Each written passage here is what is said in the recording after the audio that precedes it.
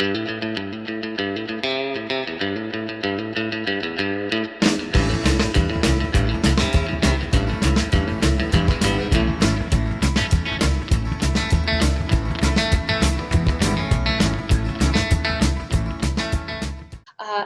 everyone. Welcome to Wonders on Wheels Mobile Museum with the state of New Mexico. My name is Katie.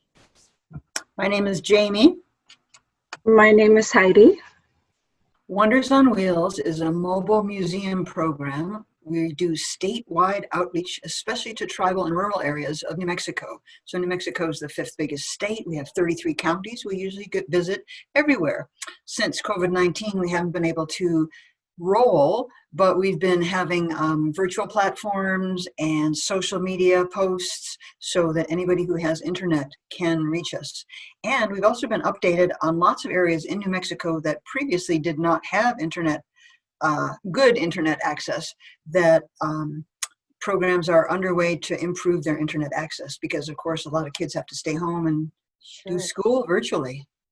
So we plan to be able to do classroom presentations virtually over the internet for fall. We did that for library season in the summer. So we're still active, reaching out with our current exhibit, which comes from the Museum of International Folk Art, and it's called Musica, Buena, celebrating traditional New Mexico music. Mexico has amazing and varied musical traditions, and this particular exhibit hits some of those traditional musical types. We like to start this presentation off with a quote from Mr. Cipriano. In these rituals, these songs, these stories and dances, there is a world and a value system.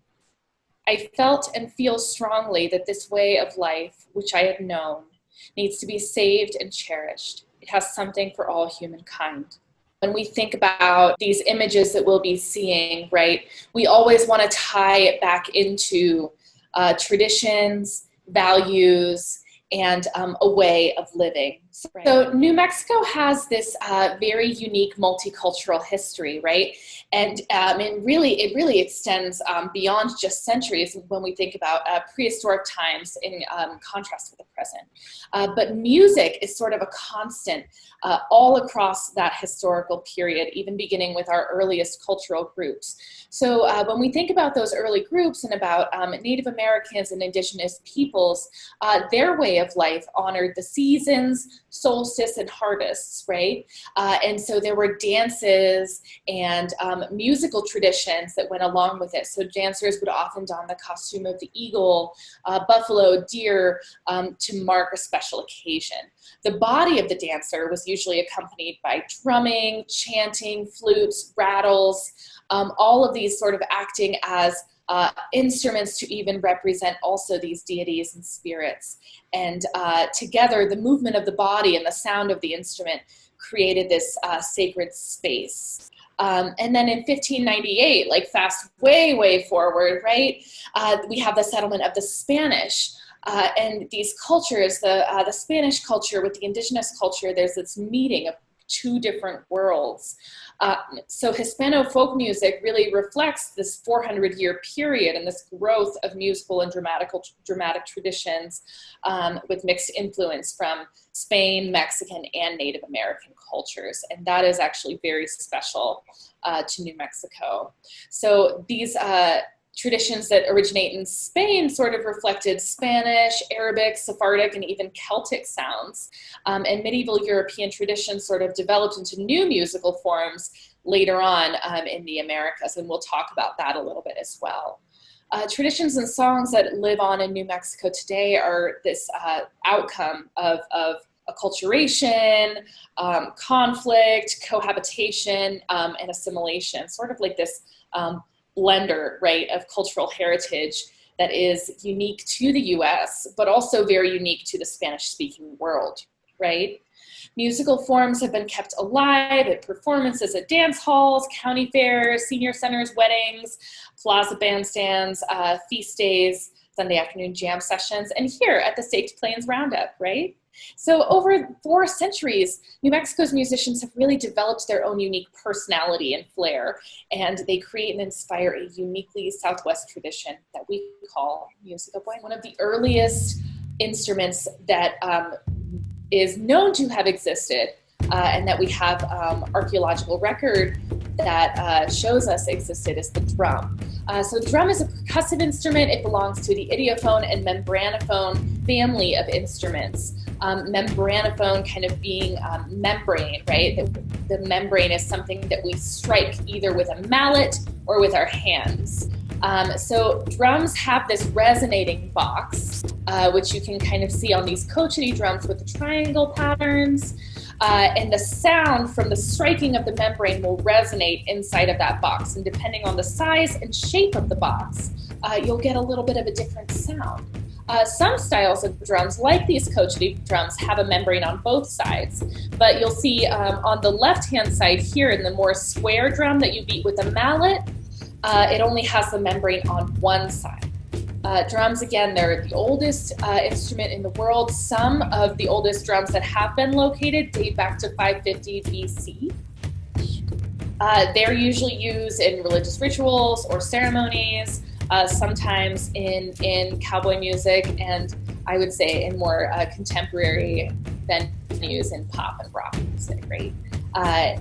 New Mexico has different kinds of drums.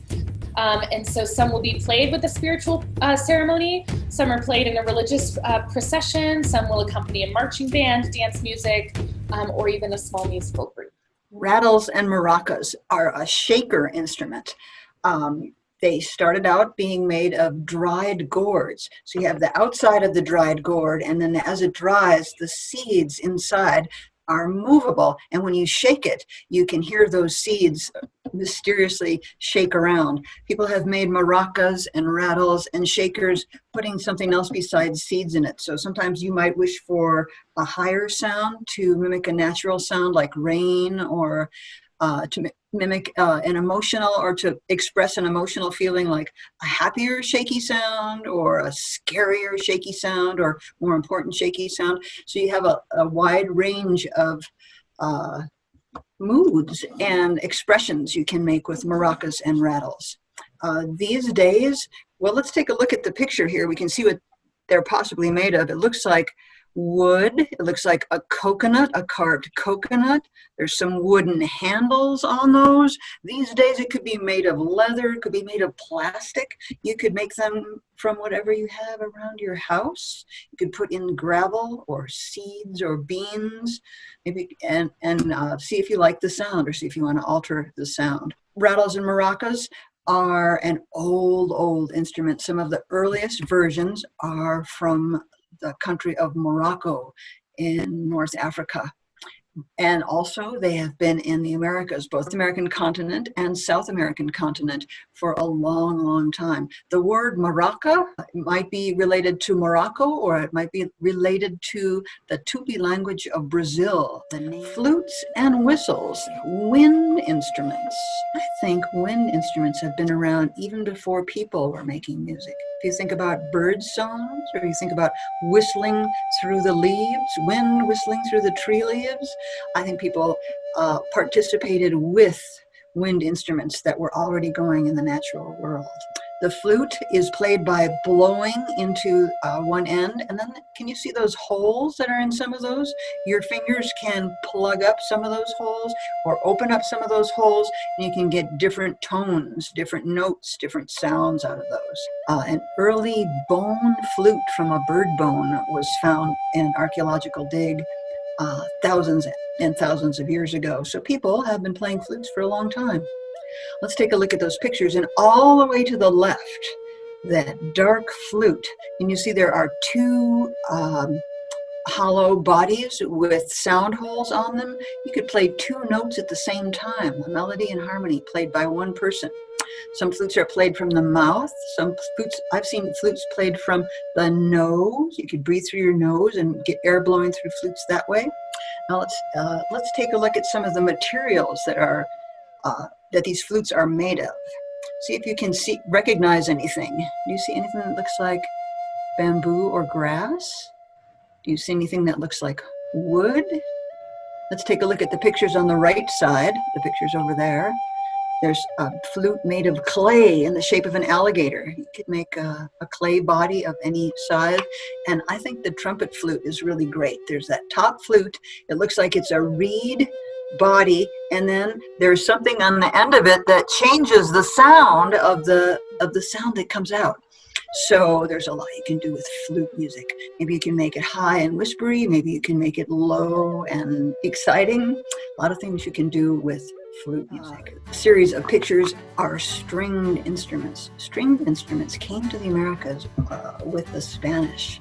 So they were a long tradition on the European continent, and musical traditions got together and influenced each other. Let's take a look at these early stringed instruments. And let's take a look and see if we can see what they're made of here too. In the upper left corner, there's an instrument called a rabal, and it's got a resonating box, a body with a leather covering over it. So that affects that sort of sound. And it looks like a wooden neck, and we can't really see the strings on the rabal there. The lower left, we can see the strings, or I can see the strings anyway, that long, skinny instrument. And you see those holes in the wood box that are right alongside the bottom of where the strings are attached.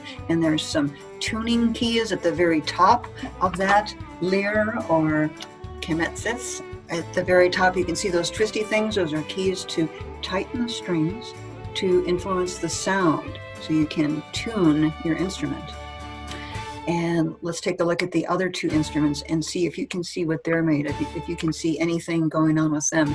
The lower instrument, we can see the strings and we can see the wooden box. And hey, there's no neck on that one, especially compared to that one in the upper right that has what looks like a bow with it. So stringed instruments can be plucked, they can be strummed, or you can use a bow, or sometimes even a hammer. It's called a hammer, a small mallet, to hit the strings.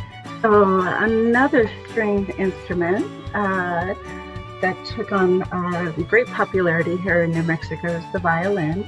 It kind of took its original form during the Baroque era in the 1600s to about the 1750s. And it typically has 4 strings, and it's played with a bow, like this one here. And so you can either play it like that, or you can pluck it as well. When the railroad actually came to New Mexico, the violin was more available, right? And it became really popular to play with Hispano music. It became incorporated into the folk music here. And as you can see, Cipriano, he actually made this violin. And in New Mexico, there's a large tradition of making musical instruments. So his is made out of wood here, and it's a very unusual style. We've also made violins out of leather here in New Mexico, or whatever people can get their hands on, really. The guitar is another string. It's a type of quarterphone. And so traditionally it was made out of wood with gut, nylon, or steel strings. And the tuning of those strings, you can see where you would turn them, much like some of those early instruments that you saw that Jamie showed you.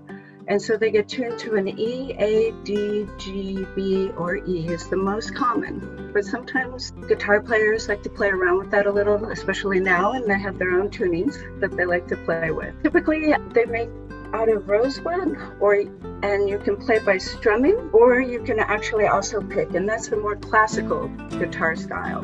Guitars became really popular here in New Mexico amongst vaqueros as well. So the vaqueros would take a guitar with them out on the plains and sing corridos. Some of the cowboy songs and poetry. The vaquero is one of the oldest cowboys here in New Mexico. Their traditions date back to colonial Spain. And the Spanish brought with them the horse and the cattle and the idea of ranching and sheep and shepherds. And the Comanches also became expert horse riders as well. So the traditions of life out on the open range was strong here in New Mexico. And so they would sing songs, and many of them came down from Spanish romances, but they later became corridos. And so the corridos were the folk tales or stories about life on the open range that they Que me entierren en la sierra donde se crían las flores que son como los yucales del amor de mis amores. So they would make up characters and lore and stories of years gone by, local stories, things that happened to the people while they were out there. I wouldn't trade my life for work in the city. Ain't no worrying me tonight. Ain't no worrying me tonight.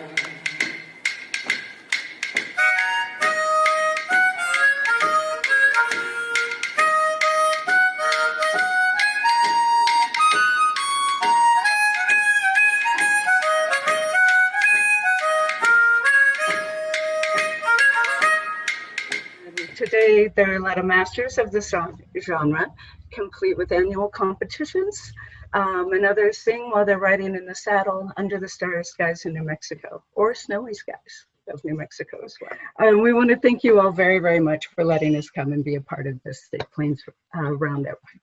It's a fun one for us. So.